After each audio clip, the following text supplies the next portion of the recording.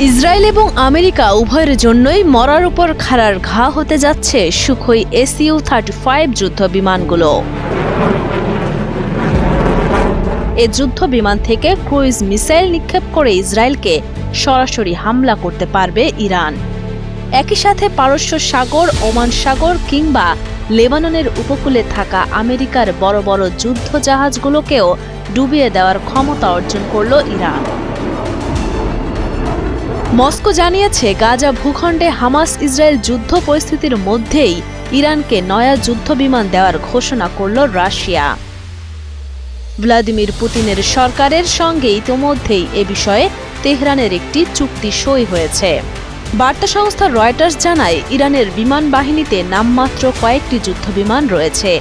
এগুলোর মধ্যে রাশিয়ার তৈরি যুদ্ধবিমান ও যুক্তরাষ্ট্রের পুরনো মডেলের কিছু বিমান রয়েছে, যেগুলো ইসলামী বিপ্লবের আগেরকার।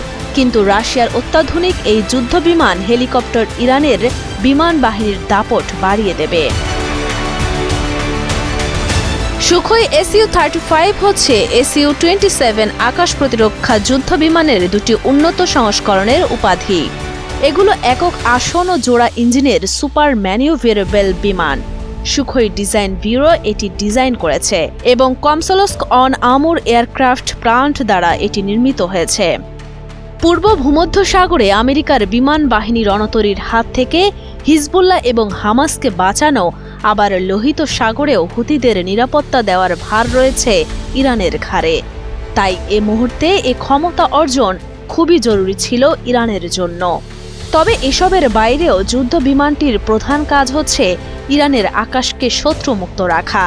রাশিয়ার এই যুদ্ধ বিমান ইরান হাতে পাওয়াতে ইরানের পরমাণু গবেষণাগারে বিমান হামলা করা এক প্রকার অসম্ভব হয়ে গেল আমেরিকা বা ইসরায়েলের জন্য।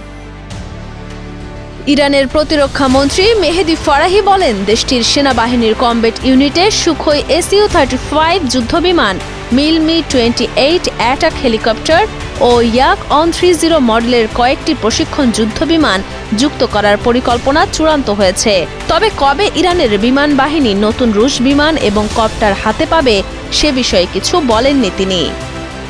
ইরান দেশটি মধ্যপ্রাচ্যের পাওয়ার হাউস খ্যাত দেশ।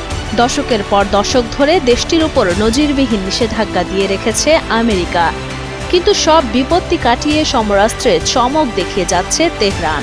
এর আগে রাশিয়াকে অত্যাধুনিক সামরিক ড্রোন সরবরাহ করেছে ইরান। এবার এর প্রতিদানও দিলেন রুশ প্রেসিডেন্ট ভ্লাদিমির পুতিন। মিত্র ইরানের হাতে অত্যাধুনিক যুদ্ধবিমান তুলে দেওয়ার সিদ্ধান্ত নিয়েছে তার প্রশাসন।